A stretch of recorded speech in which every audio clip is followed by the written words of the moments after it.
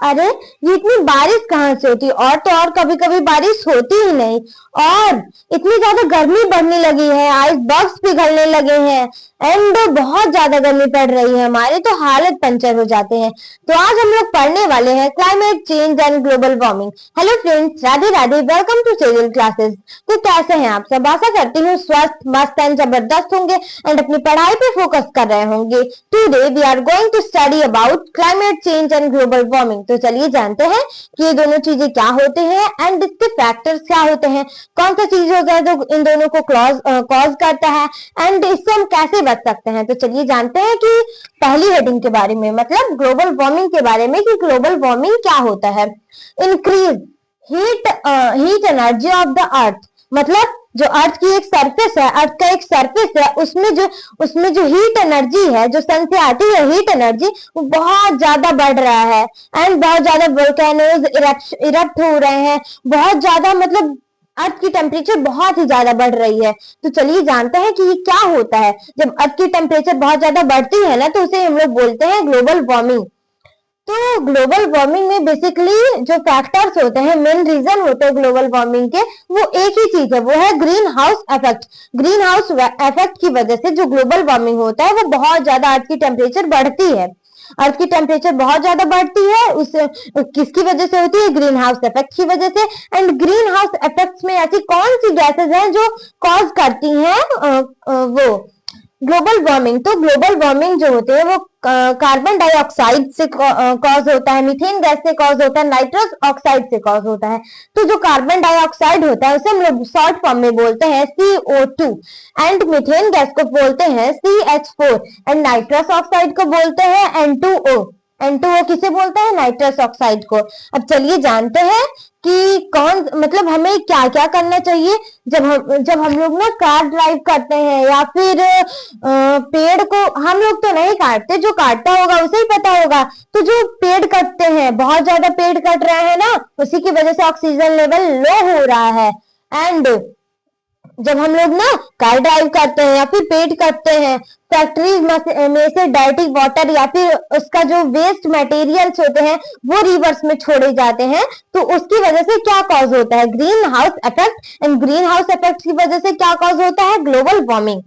And हम लोग इसे बोलते हैं इंक्रीज गैसेस। इंक्रीज गैसेस मतलब जो गैसेस होती हैं हमारे इन्वायरमेंट में, जैसे carbon dioxide, methane gas and nitrous oxide, ये जो गैसेस होती हैं वो जो इंक्रीज हो जाती हैं, तो हमारा क्या कॉज होता है? Global warming. एंड हम लोग इससे कैसे बच सकते हैं? तो हमें 4Rs प्रिंसिपल याद करना होगा। 4Rs प्रिंसिपल में क्या? Recycle, reuse, reduce and recover. Recycle मतलब फिर से किसी भी चीज को साइकिल करना, फिर से किसी भी चीज की साइकिलिंग करना। जैसे हम कोई सामान लाए तो उसका फिर से साइकिल करें, फिर से उसका यूज करें, बार बार उसका यूज करें, तो वो कहलाता है रिसाइकल। मतलब जैसे पॉलीथीन में कोई सामान लाते हैं तो उस पॉलीथीन को हम लोग फेंक देते हैं या फिर डस्टबिन में डाल देते हैं, तो उस पॉलीथीन को मतलब फेंके ना और उसका बार बार यूज करें, तो वो कहलाएगा रिसाइकल। किसी भी चीज को रिसाइकल करना, बार बार यूज करना। एंड मतलब जब उसका टाइम हो जाए, जब उसका एक्सपायरी डेट आ जाए, तो उसे हमें डस्टबिन में या फिर जहां पे हम लोग डर्टी मतलब मटेरियल्स रखते हैं वहां पे हम लोग रख सकते हैं। तो हमें जो है वो पॉलीथीन हो गया या फिर बहुत सारी चीजें हैं, उन्हें रिसाइकल करना चाहिए, उन्हें फेंकना नहीं चाहिए। एंड रिड्यूस्ड करना चाहिए। रिसाइकल, रिड्यूस, फिर से यूज करना चाहिए। Recycle, reuse, reduce and recover, फिर से उसका यूज करना चाहिए, रीयूज करना चाहिए, रिसाइकल करना चाहिए एंड रिड्यूस करना चाहिए और रिकवर करना चाहिए। ये 4Rs प्रिंसिपल है, recycle, reuse, reduce and recover. अब चलिए जानते हैं कि अर्थ का टेम्परेचर इतना वार्म क्यों हो रहा है। And earth temperature warmness because of greenhouse effect. Earth का जो टेम्परेचर है वो बहुत ज्यादा वार्म हो रहा है, बहुत ज्यादा हीट एनर्जी उसमें से निकल रही है। वो किसकी वजह से? ग्रीन हाउस इफेक्ट की वजह से। उसमें कौन कौन सी गैसेस आती हैं? नाइट्रस ऑक्साइड, मीथेन गैस और कार्बन डाइऑक्साइड। इन 3 गैसों की वजह से हमारा जो है वो ग्रीन हाउस इफेक्ट का लेवल बहुत ज्यादा बढ़ रहा है एंड उसकी वजह से हमारा ग्लोबल वार्मिंग कॉज हो रहा है।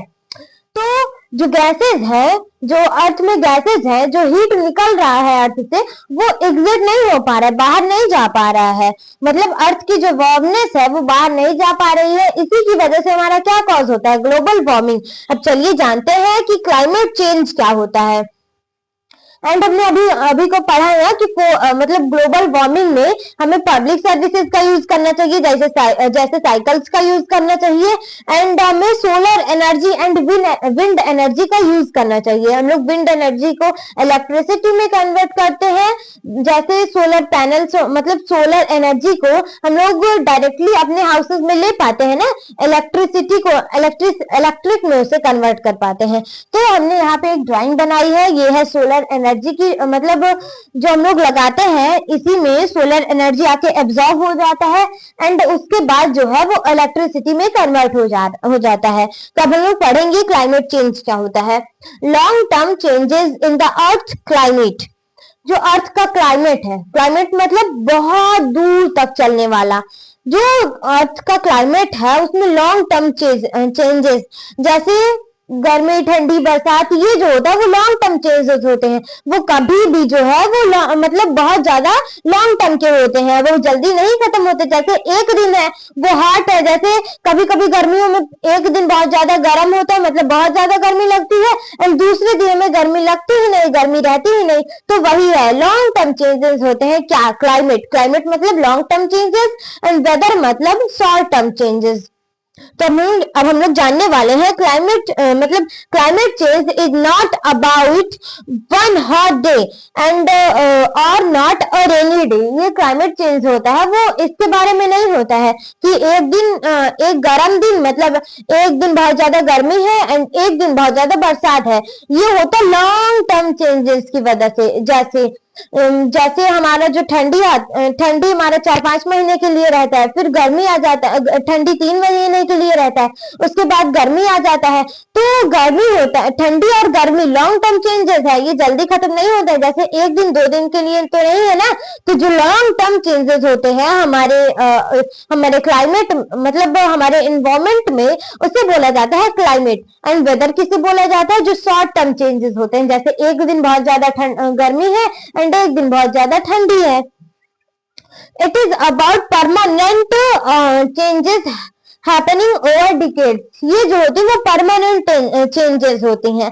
हम लोग क्लाइमेट को क्या बोलते हैं, permanent changes and long term changes in environment. तो परमानेंट चेंजेस मतलब, परमानेंट मतलब एक जगह फिक्स रहना, ये बहुत दिन बाद जाती हैं, जैसे 2 महीने, 3 महीने, 4 महीने, जितनी महीने ये रहती है उतने महीने तक, मतलब जितना टाइम का इसका टाइम पीरियड रहता है उसी के हिसाब से ये जाती हैं।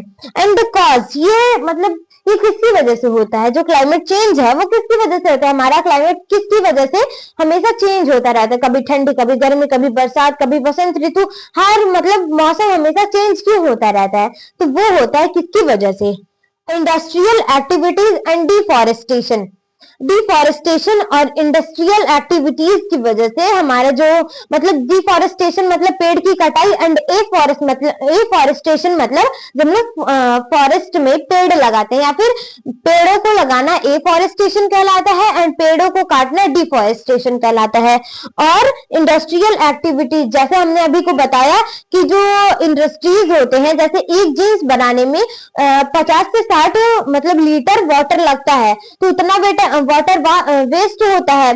तो वो किसकी वजह, मतलब वेस्ट होता है, तो वो जो वेस्ट वाटर रहता है उसे जो इंडस्ट्रियल, मतलब बहुत सारे जो कैपिटल से होते हैं, वो कैपिटल्स मतलब लोग जो इंडस्ट्री में काम करते हैं, तो वो जो लोग होते हैं, पर्सन्स होते हैं, पीपल्स होते हैं, वो उन सारी वेस्टेज को रिवर्स में छोड़ देते हैं। इसी वजह से इंडस्ट्री हर जगह देख के बनाई जाती है, उसका भी एक लोकेटिंग पॉइंट होता है, जैसे जहाँ पे रिवर्स रहती है वहीं पे इंडस्ट्रीज बनाई जाती हैं। एंड हमारा जो होता है इंडस्ट्रियल एक्टिविटीज की वजह से क्लाइमेट चेंज होता है। इंडस्ट्रियल एक्टिविटीज में जैसे हमने अभी को बताया, वाटर को छोड़ देते हैं इंडस्ट्रीज में से। एंड अगर आपको ये वीडियो अच्छी लगी हो तो लाइक, सब्सक्राइब एंड शेयर।